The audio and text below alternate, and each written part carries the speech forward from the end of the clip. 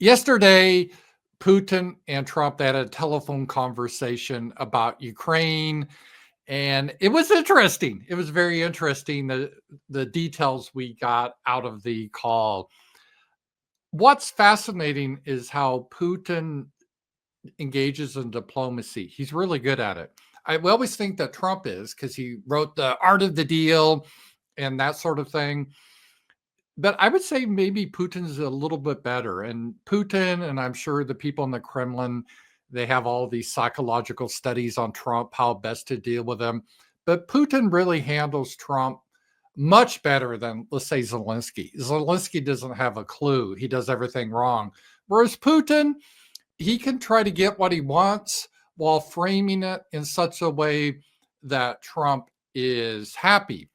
And going into this, the two sides, what we have here and what they want, right? You have Russia, and their basic goal is they want Eastern Ukraine, the Donbass region, for historical reasons. I'm not going to get into that or the morality of that or whatever, but they want Eastern Ukraine. They don't want to take over the world. They don't even want all of Ukraine. That was just propaganda. And Crimea, which they've had since 2014 by vote, and they want to keep that. And they, I think, want to end the conflict after that, and they want to restore relations with the United States. I think that's the goal. I think that's Russia's long-term goal.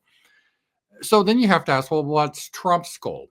Well, we know Trump never wanted to be in this mess in the first place. He always brings that up, always, that I didn't get us in the war. It was Biden and the failure of the Biden administration.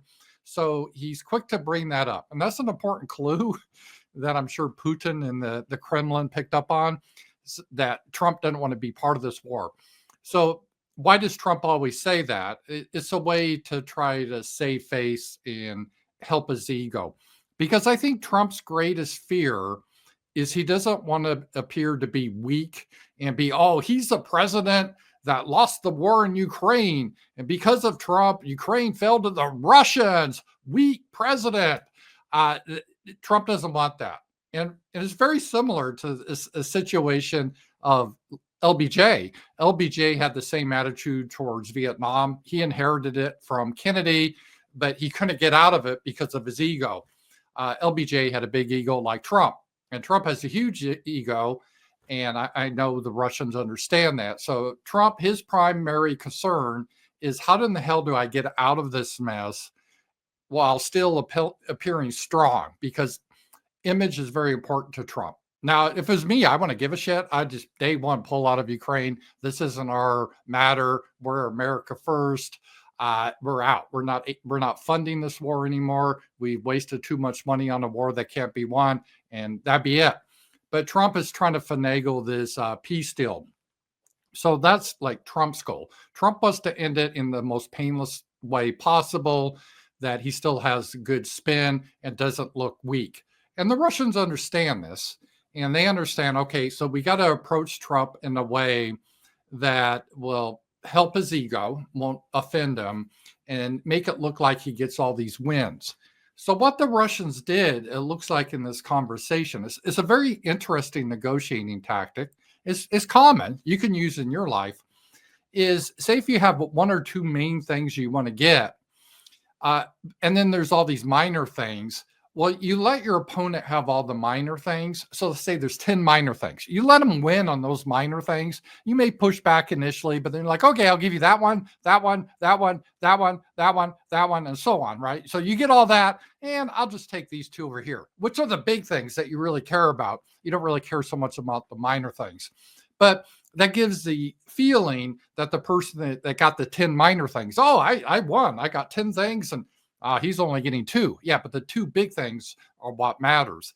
And that's the way that Putin went into the negotiations with Trump, giving Trump a lot of stuff that doesn't really mean a lot, but really focusing on what's important. Now, the first problem that the Russians had is this whole ceasefire bit. When Trump's team, they met with Zelensky in Saudi Arabia, and they wanted to have a 30-day ceasefire, and they pressured Ukraine to accept that, and then they were going to pressure Russia to accept that. And remember, Trump then was real aggressive. Well, they better accept it. We'll kick some ass. And so Russia and Putin, they knew they had to manage that because there's a potential problem. I remember they all had that phrase, oh, the ball's in Putin's court. That was a phrase that, like all the puppets in Europe, all the leaders started to repeat that phrase, the ball's in Putin's court. So Putin had to put the ball back in our court in a nice way, in a diplomatic way. And that's what he did, because Russia doesn't want a ceasefire because they're winning the war. And why would they have a ceasefire when they're winning the war? Ukraine, they just had a huge defeat in the Kursk region. A lot of their troops are encircled, massive defeat. It was a rout. Why would the Russians want a ceasefire now? Obviously, the Ukrainians would like that to try to regroup. So they had to handle that situation in a diplomatic way. And so Russia was really clever. They initially said, no, we're not necessarily against a ceasefire. There's got to be some nuances to it. How we're going to make it work. So it wasn't saying a direct no, although it was a no, but it was a no in a nice way. It's like you ask a girl out on a date and she doesn't say just no. She says, well, no, I can't, but hey, maybe someday we can work something out. Let's just kind of work our schedules, but no, not right now. So it's kind of a somewhat of a no, but it lends the possibility there's hope for the future. And that's what the Russians were trying to do, because they don't want to seem inflexible. They want to seem, hey, we're the good guys. We want to be flexible and work something out.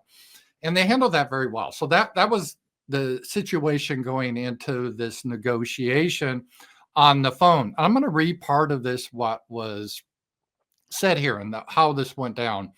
The telephone call, and again, this transcript was provided both by the Russians and the Americans. It wasn't really a transcript, it's just a summary, and they both agreed. So it started with Vladimir Putin expressing gratitude to Donald Trump for his desire to help achieve the noble goal of ending hostilities and human losses.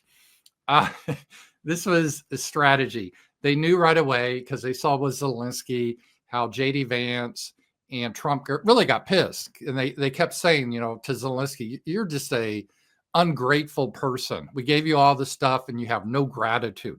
You're just entitled. And the Russians picked up on it, that at least in their thinking, Trump wants to be thanked. So if you notice, every time that Putin speaks about Trump and the Americans, he always starts out, hey, I want to thank you for all the great work you're doing. So right away, Putin is kind of buttering Trump up, saying, hey, I want to thank you for being a part of this, trying to save human life. This is a really a noble goal. Again, it makes Trump feel good about his situation there. Unlike Zelensky, who's, he's a whiny bitch. So there's a big contrast there. And Trump likes to be flattered. I think everyone does, but Trump more so than other people. It's well known Trump likes, his ass kissed. And if you're smart, you do that. Now, Zelensky's not smart, but Putin is smart. So they started the conversation that way. And right away, that sets a good stage for a dialogue. All right, second point. It was emphasized that the key condition for preventing the escalation of the conflict was working towards its resolution through political and diplomatic means should be the complete cessation of foreign military aid and providing intelligence information to Kiev. So right away, this is the big thing that Russia wants. So Russia's saying, hey, Trump, thanks for coming in. This is a noble goal. Maybe get a Nobel Peace Prize. This is wonderful. But we want you to understand, really the key for us to get to the point that you want to is you got to stop giving military aid to Ukraine and stop giving them intelligence information. Because without our satellites, Ukraine's pretty much blind. They don't know where the Russians are, and they really can't fight. And we provide most of the military equipment to Ukraine. Europe doesn't really have much in the way of manufacturing, just a little. We get about 80%. And currently, Joe Biden did the last big shipment, and that's still going through, but nothing more has been approved. Our intelligence was briefly cut off when we were fighting with Zelensky, but it's turned back on. So this is a big thing that the Russians want, because if they understand, if we do not fund this war and we don't give Ukraine intelligence, Russia will win this war pretty quickly, and that's their goal. So this is their big what they want, and so they're laying it out. This is their big demand. And notice there was no verbiage here that Trump objected to that or said that's impossible. Again, not providing military aid. That's the default condition right now. No new aid has been approved by Congress, and I don't think it will be. And President Trump won't sign off on it, I don't think, unless he gets mad. And intelligence is another matter, but I don't think this is that far off. So this is a big Russian, this is all they're going for, basically. This is their big thing. And then they went in and then they talked about, so that's the big thing that Russia wants. But now Russia has to give all these victories to Donald Trump. And they said in connection with Donald Trump's recent appeal to spare the lives of Ukrainian servicemen surrounding the Kerch region, Vladimir Putin confirmed that the Russian side is ready to be guided by humanitarian considerations. This is an easy one. So what happened? These Ukrainians that invaded Russia, Russia was treating them as terrorists, meaning they don't have the Geneva Convention. They could just be executed when captured. And Trump said, no, show some humanitarian, don't spare their lives. And I think Russia was going to anyway. So this is an easy thing. So it's a way for Putin to appear like a great guy. And he goes, yeah, okay, I'll spare their lives. I'll do that. So that's the easy win for Trump. And then during the conversation, Donald Trump put forward a proposal for the parties to the conflict to mutually refrain from attacking on energy infrastructure facilities for 30 days. So this is a provision that Trump came. It's really interesting because you remember initially the demand was a 30-day ceasefire. That's what we bullied Zelensky or the Ukrainians to agree to. Russia wouldn't have any of that. I mean, why should they? They're winning. So Trump came back. This was Trump. Trump suggested this, not Putin. Well, how about this? So if you're not going to have a 30-day ceasefire, why don't we just have 30 days where you don't attack Ukraine's petroleum places or infrastructure, and they promise not to send drones to attack your oil refineries. How about that? 30 days. And Putin immediately said, yeah, I'm on board with that. And he immediately gave the Russian military the order to stop attacking Ukrainian infrastructure with energy related. And again, this is a big one for Trump. He's like, aha, I got Russia to concede to something. I don't think Russia really cares because Russia is more focused right now on winning on the battlefield. And they've been just attacking Ukraine's energy infrastructure kind of in retaliation to what Ukraine's been doing. So, I mean, they're okay with this. And again, it's only 30 days. And if Ukraine breaks it, and if Ukraine doesn't agree to this and they continue to attack Russia's energy facilities, then Russia could say, hey, we tried, we agreed to it. And we agreed not to attack your facilities for 30 days, but you broke it already. So there you go again. You can't trust Zelensky. So this is a huge win secretly for Putin. But I'm sure Putin was ecstatic when he heard this. And that's why he goes, yeah, I'll take that. We'll do that.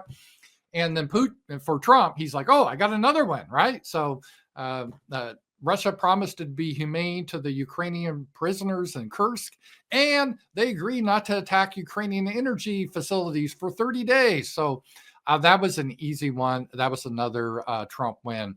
And then Putin said that, hey, we're going to exchange prisoners. And as a sign of goodwill, we're giving 23 seriously wounded Ukrainian servicemen who are in the hospital. We're going to transfer them to Ukraine.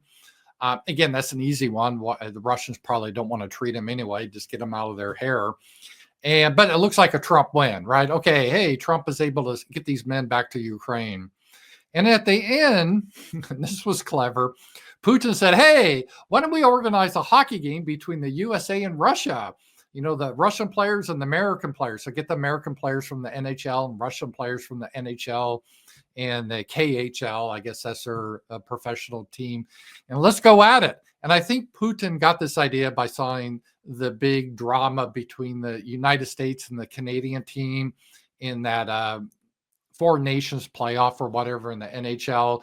Remember that it became a big story. Everyone was watching it. And President Trump called the hockey players to spur them on for the pride of the country. Canadians got behind their team, Americans got behind their team, and it was a great game. It created a lot of interest. And I'm sure the Russians saw that and said, okay, Trump's really into this sort of thing. This is a spectacle. Trump likes spectacles. He came from TV. And Trump's probably thinking, hey, if we do this, we could really get good ratings. This could be great. So sell more product. So the Russians understand that. So they threw this out. Putin threw this out as an idea.